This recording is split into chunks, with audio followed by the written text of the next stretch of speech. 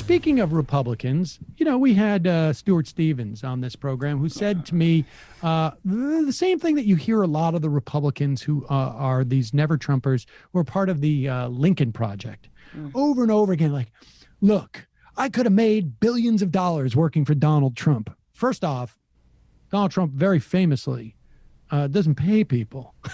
He gets them to work and then they don't get paid unless, of course, they're working the grift too. And they get to provide kickbacks. But I'm not so sure that all of these people could have gotten jobs with Donald Trump. I'm sorry. I just don't think that's the case. It was like a den of thieves in there. Nevertheless, the idea that they were foregoing a lot of money, I think it's the opposite. I think you formed the Lincoln Project as a way of making money when you might not have other avenues available, or when you want to maintain your brand and still make money for the future. And there's a lot of revisionist history going on here. Now, I don't know if Anna Navarro is part of the Lincoln Project or what, but she certainly has marketed the idea of like becoming a never Trumper. Good. I'm glad. People should be never Trumpers. But that doesn't necessarily mean we should listen to them. Sometimes they forget where they came from, the Anna Navarros. Here is a tweet of hers. Here's Ben Spielberg found. Let's do the two tweets from Anna Navarro, 2016 to 26. Here's 2020.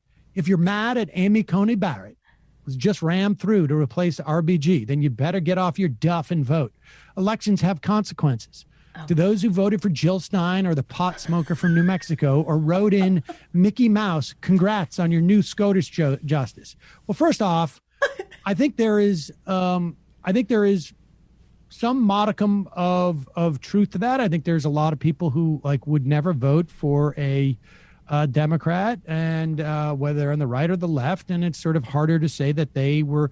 But if you voted for that thinking like I'm going to teach them a lesson and it doesn't matter, elections don't have consequences, well, then, this is what you get. You find out that elections actually have consequences. I don't want to go down the rabbit hole of the third party vote, but it wasn't so much those who voted for third party as it was the folks who didn't show up. It's really just to get off your duff and vote. That should be the comment. It was everybody. Entirely. It was everybody. Let's be honest. Like, it's everybody. It's not just, I'm not saying it's exclusively on them. It's on, I take responsibility for it on some level because I just failed to communicate to people how important the Supreme Court is and why that was a sufficient way to vote. This is not a... Well, do you think it's because they always make it about abortion? Like, that was the messaging in 2016. You will lose your right to choose, right? I think part of it is that the left... didn't realize the importance of some of its key initiatives were a function of the Supreme Court opening those doors. And sometimes you are a victim of your own success on some level. And because it's just democratic politics, as it were, and left politics, and not oriented towards people understanding that. It is a little bit elitist and arcane, the court proceedings, but it's a reality. It's just real. But let's get back to her indictment. One of the things that I think you got to be careful of in those situations is you need to remember maybe you at times have made a similar mistake. In fact, I voted for Ralph Nader in 2000, and now I vote swapped people from New York to Florida. I don't know if that anybody ever did it, but I learned my lesson there, and I copped to that lesson that I learned. Did Anna Navarro? Let's look in 2016. I suggest we vote our conscience. If comfortable supporting HRC, do it. If one of the third party candidates, do that. I'm writing in my mom. Oh my God. In Florida. Ooh. In Florida. Ooh. But look, so she made a little bit of a boo-boo, but getting back to the never Trumpers who make up the Lincoln Project, Axios reports that the Lincoln Project is in talks with, the United Talent Agency to help build Lincoln Media. No, my God, stop. And is weighing, do you have that? Go from Axios, Brendan. Pull this up. Lincoln's plan is part of the new trend of activists developing massive audiences for political influence they are able to spin into commercial media success. They, as a media business, we're putting a pretty big bet on the idea that they know how to get audiences, says Rock Kumar, a UTA agent who represents Rick Wilson. Oh, isn't that wonderful? And they've noted the level of outreach UTA has received about Hollywood firms wanting to work with the project has been unprecedented. Oh, my God. Oh, and they have a new campaign ad promoting the music video it made for Demi Lovato's new song, Commander in Chief. What? They are monetizing serious? All of this. That's all of it. This is beyond. We have a Lincoln Project podcast. 1.5 million downloads per month. They have LPTV on YouTube. The company says it has 16 million views. It has a gear store. They have four full-time staffers working on its podcast. Well, that should show Donald Trump. We put out a podcast. We're serious about this. That's more than us. Imagine all of those Republican voters listening to that podcast. Are you kidding? Yep. There you go, folks. And Anna Navarro is on The View. For you. I hope you enjoyed those ads because they were cut and made for you. I hope you found them soothing because the millions of dollars that you contributed to these folks was basically like a GoFundMe to start their media project. That's right. You're an investor now. Yes. Guaranteed no returns. No returns. I'm excited for the Lincoln Project Pod Save America war of 2022 during the midterms and how we should be voting for austerity. Well, yeah, I think it's important to emphasize them as grifters, but I also think it's important to emphasize them as a fifth column that needs to be removed from the left entirely as fast as we can. Yep. I agree. Totally. Let's go to... Oh, my God, that's infuriating. I know it is.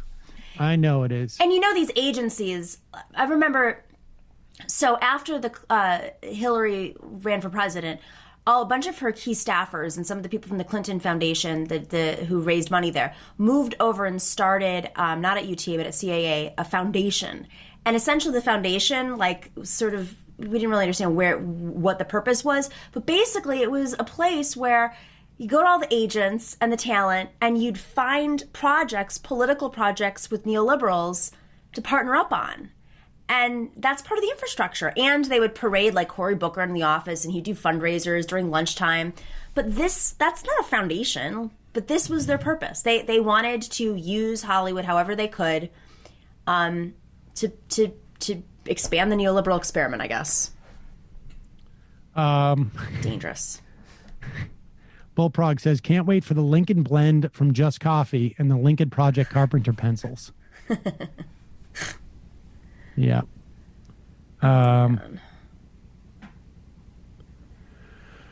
Let's go to the phones. Calling from a 757 area code. Who's this? Where are you calling from? Is this me? Yep. 757. Who's this? Where are you calling from? It's Rudy from Virginia Beach. Rudy from Virginia Beach.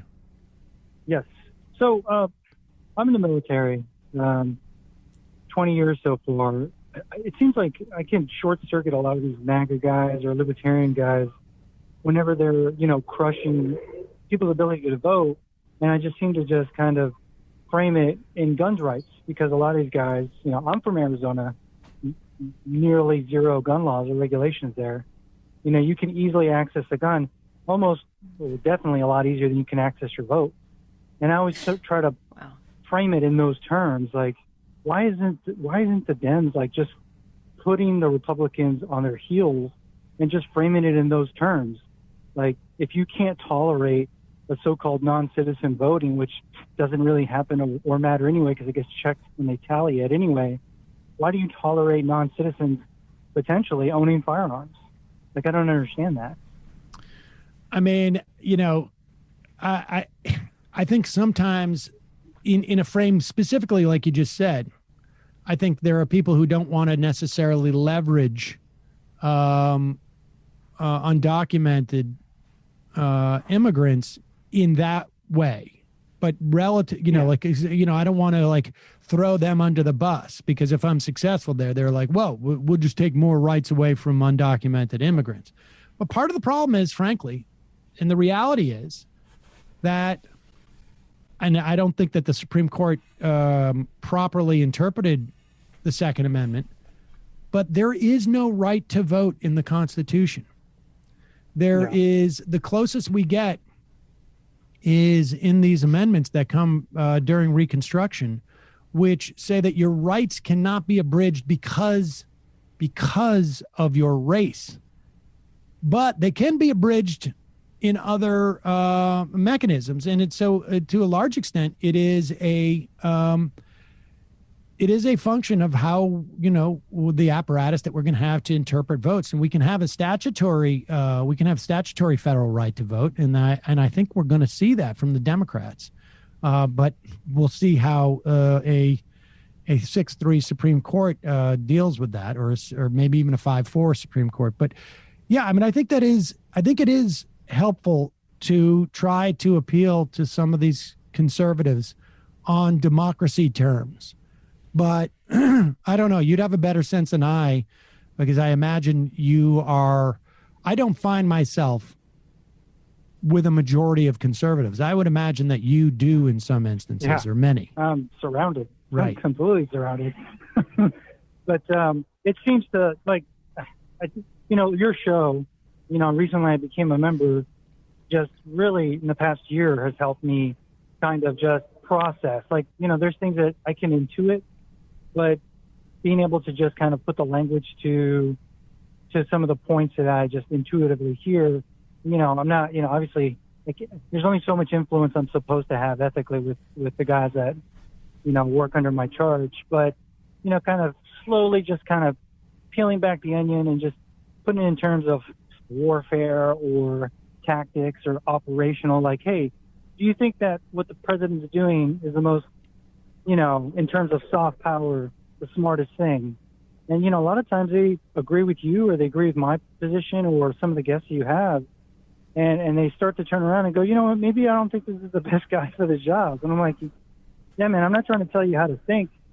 I'm just trying to tell you that, you have to apply your reasoning, and why are we put on the uniform? It's for democracy. It's for the Constitution. It's for the country. It's not for teams. It's not football. And I think too many times people treat it like football, at all costs. Well, and, trying to break down those barriers, sometimes people get really in their deep, deep holes. And it's like, from libertarians to the conservative bubble in the military is pretty frightening sometimes. I bet. Well, listen, I appreciate the support from your membership, but I really thank you for the call. I admit it's really gratifying to hear that the show is helpful to you in that way. Yep. Thank you. Thanks. Is there a poll? I would really be interested in seeing like a poll on military members' political makeup right now, like not veterans, but current military members. I would imagine it's more favorable to Democrats than it's been in a long time. Exactly. I've always found it interesting when military members call into the show and it's their first exposure to socialized programs, and it's how they got turned on to things like Medicare for All and what we're preaching at the Majority Report. Yeah. That would be a beautiful ad. That would be a beautiful ad. Getting a bunch of veterans and military members, supporting Medicare for All, for instance, and using that angle. I mean, the medical care in the military is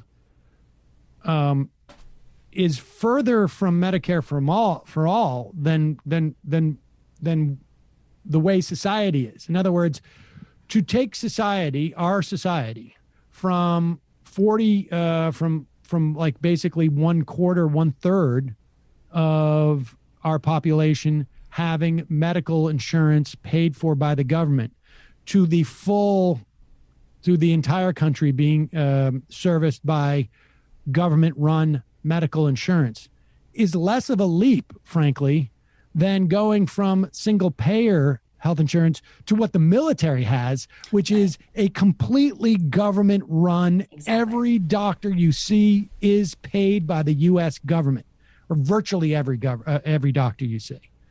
And the nurses and the, everybody you see in that hospital, they get a check from the U.S. government, not from their hospital administrator who's getting paid from a health insurance company. Right. And that, that's what's.